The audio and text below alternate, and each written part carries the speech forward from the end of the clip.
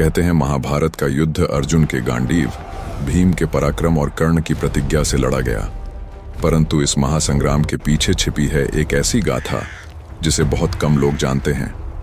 एक ऐसा योद्धा जिसे स्वयं भगवान शिव ने अचूक बाण प्रदान किए। एक ऐसा वीर जो सिर्फ 3 बाणों से पूरी महाभारत का अंत कर सकता था। और वही वीर आज खाटू श्याम बाबा के नाम से श्रद्धा, आस्था और त्याग का प्रतीक बने हुए हैं। यह कथा है उस महायोद्धा बर्बरीक की जिसने अपना शीश धर्म की रक्षा के लिए समर्पित कर दिया।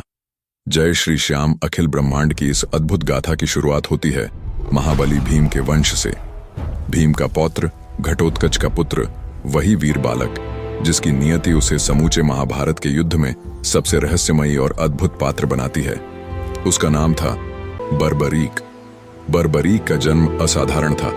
बचपन से ही उसकी आंखों में तेज और हृदय में अपार शक्ति विद्यमान थी। लेकिन वह केवल शारीरिक बल से संतुष्ट नहीं था। उसके भीतर ज्ञान की प्यास और तप की अग्नि जलती रहती थी। वह जानता था कि केवल बाहुबल किसी को पूर्ण योद्धा नहीं बनाता, बल्कि सच्चा बल वह है जिसे देवताओं का आशीर्वाद और धर्म का संरक्षण प्राप्त हो। समय बीतता गया। किशोर अवस्था में ही बर्बरीक ने अपने धनुर्विद्या और शौर्य से सबको चकित कर दिया। उसकी माता ने उसे सदैव यही शिक्षा दी कि वत्स, शक्ति का उपयोग केवल धर्म की रक्षा में होना चाहिए, अन्यथा वही शक्ति विनाश का कारण बन जाती है। इन वचनों ने बर्बरीक के जीवन का मार्ग तय कर दिया। धीरे धीरे उसके मन में एक ही संकल्प प्रबल होता गया, भगवान शिव को प्रसन्न कर अजेय शक्ति प्राप्त करना। इसी लक्ष्य से वह हिमालय के घने जंगलों और निर्जन स्थलों की ओर निकल पड़ा। वहां उसने गहन तपस्या आरंभ की।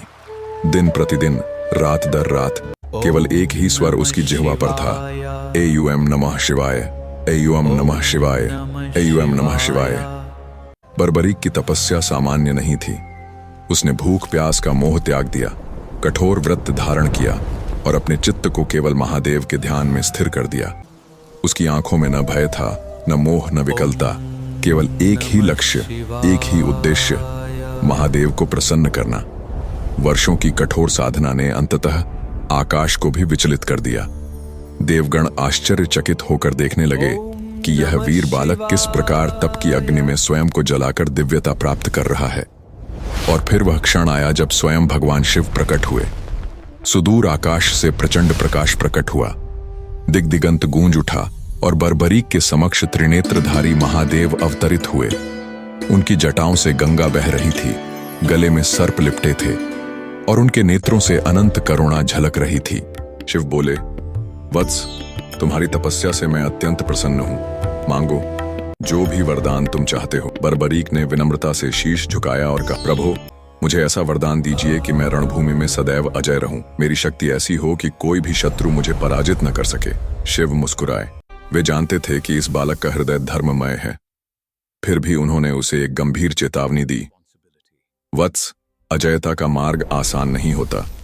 मैं तुम्हें त्रिकालदर्शी दृष्टि और अमोघ शक्ति प्रदान करता हूं। यह लो 3 दिव्य बाण, ये अचूक हैं। जहां भी इनका लक्ष्य होगा वहां संहार निश्चित होगा। कोई भी शक्ति इन्हें रोक नहीं पाएगी। किंतु स्मरण रखना, यही शक्ति एक दिन तुम्हारी सबसे कठोर परीक्षा बनेगी। बर्बरीक ने दोनों हाथ जोड़कर उत्तर दिया, प्रभु, मैं इस वरदान को श्रद्धा और समर्पण के साथ स्वीकार करता हूं। मैं वचन देता हूं कि इन बाणों का प्रयोग केवल धर्म की रक्षा के लिए करूंगा, अधर्म के नाश के लिए कर। भगवान शिव ने आशीर्वाद देकर कहा, याद रखो वत्स, सच्चा योद्धा वही है जो शक्ति का उपयोग केवल न्याय और धर्म के पक्ष में करता है। तुम्हारा यह व्रत तुम्हें आने वाले समय में युगों तक अमर कर देगा। इस प्रकार बर्बरीक को महादेव से वह अद्भुत वरदान प्राप्त हुआ जिसने उसे समस्त योद्धाओं से विलक्षण बना दिया। अब उसकी नियति उसे उस महायुद्ध की ओर ले जा रही थी जहां उसका पराक्रम ही नहीं बल्कि उसका त्याग भी इतिहास में अमर होने वाला था। महादेव से वरदान पाकर बर्बरीक के भीतर दिव्य तेज और भी प्रखर हो गया। उसके 3 बाण अब केवल अस्त्र नहीं थे बल्कि संहार और धर्म की रक्षा के प्रतीक बन चुके थे। समय बीतता गया और धीरे धीरे महाभारत का महान युद्ध निकट आ गया।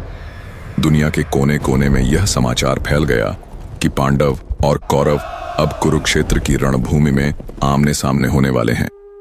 हर ओर हलचल थी। आर्षि मुनि चिंतित थे, देवता मौन थे और मनुष्य भयभीत, क्योंकि यह केवल एक युद्ध नहीं था, बल्कि युग का भाग्य तय करने वाली महाकथा थी। बर्बरीक ने जब यह सुना तो उसके भीतर की अग्नि जाग उठी। वह जानता था कि अब समय आ गया है कि वह भी धर्म की रक्षा हेतु रणभूमि की ओर बढ़े। वह अपने घोड़े पर सवार हुआ और तीनों दिव्य बाण अपने तरकश में सजाकर कुरुक्षेत्र की ओर प्रस्थान करने लगा। मार्ग में उसे एक अद्भुत दृश्य दिखाई दिया। एक वृद्ध तपस्वी गहन ध्यान में लीन होकर युद्ध भूमि के समीप विराजमान था। बर्बरीक का मन ठहर गया। उसने सोचा, कौन है यह ब्रह्मर्षि जो इस महायुद्ध के इतने निकट ध्यान मग्न बैठा है? बर्बरीक ने विनम्रता से उन्हें प्रणाम किया। तपस्वी ने अपनी आंखें खोलीं और कहा, वत्स, कहां जा रहे हो? इस मार्ग से जान लो, यह वही पथ है जो उस युद्ध भूमि की ओर जाता है जहां प्रत्येक बाण इतिहास लिखता है। बर्बरीक ने आत्मविश्वास से कहा, पितामह, मैं भली भांति जानता हूं कि वहां क्या होने वाला है। मेरे पास 3 बाण हैं। ये इतने शक्तिशाली हैं कि पूरी सेना को नष्ट कर सकते हैं। मैं धर्म की रक्षा करने चला हूं। ऋषि मुस्कुराए और बोले, तुम्हारी बात सत्य है तो मुझे प्रमाण दो। मेरे पीछे खड़े इस वृक्ष की प्रत्येक पत्ती को केवल एक बाण से भेद कर दिखाओ। बर्बरीक ने धनुष उठाया और ध्यानपूर्वक एक बाण चढ़ाया। जैसे ही उसने छोड़ा, वह बाण अद्भुत शक्ति से वृक्ष की हर पत्ती को भेद गया। और इतना ही नहीं, आर्षि के चरणों के नीचे छिपा हुआ पत्ता भी उस बाण का लक्ष्य बन गया। आर्षि ने यह देख विस्मय से कहा, अद्भुत! यदि तुम्हारी शक्ति इतनी प्रबल है कि छिपी हुई पत्ती भी बच न सके, तो समझ लो, यदि तुम युद्ध में उतरे तो न पांडव बचेंगे और न कौरव। जिस पक्ष में तुम रहोगे वही अजय होगा, और जब वो अजय हो जाएगा तो तुम अपने वचन के कारण पक्ष बदल दोगे। अंततः कोई भी शेष न रहेगा।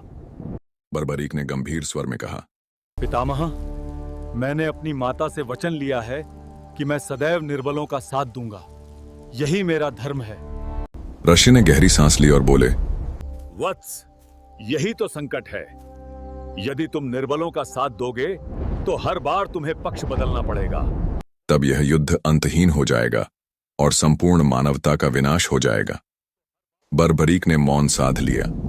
उसके हृदय में धर्म का पालन करने की तीव्र आकांक्षा थी, पर अब उसे समझ आ रहा था कि उसकी शक्ति ही सबसे बड़ी परीक्षा बन गई है। तब वृद्ध ऋषि ने कहा, वत्स, जाने से पहले क्या तुम मुझे एक दान दोगे?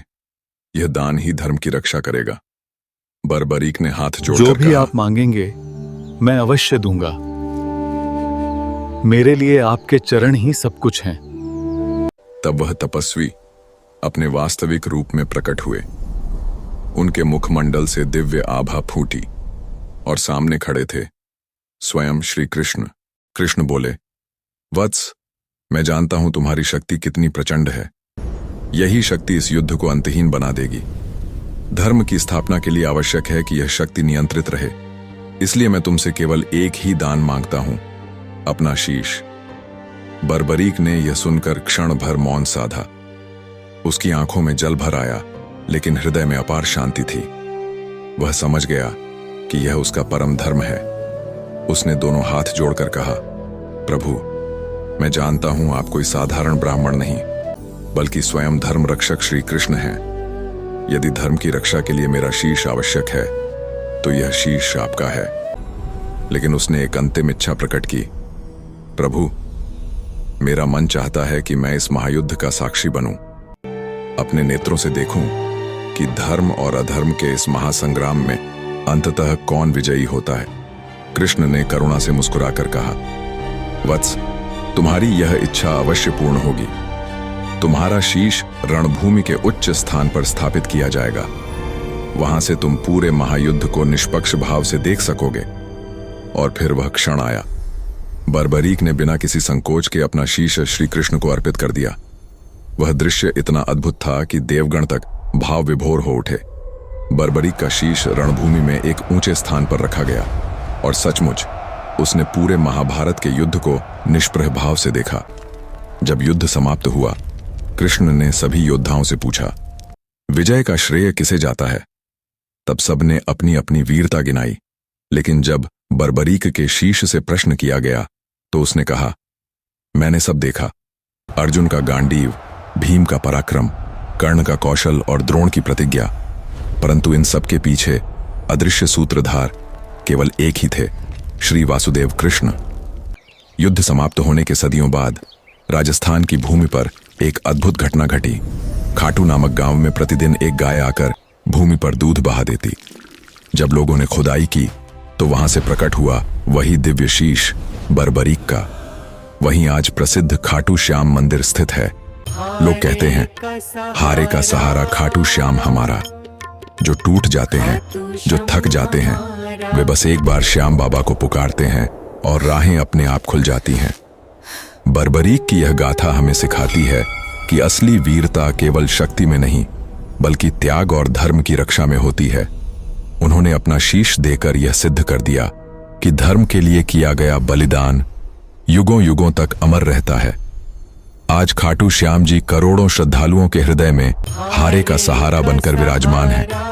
जो थक जाते हैं, जो टूट जाते हैं, जिन्हें जीवन की राहों में अंधकार दिखता है, वे बस एक बार श्याम बाबा को पुकारते हैं और राह अपने आप उज्जवल हो जाती है। आओ, हम सब भी इस अमर बलिदान से प्रेरणा लें। धर्म, सत्य और करुणा ही हमारी असली विजय है। जय श्री श्याम, हर हर महादेव।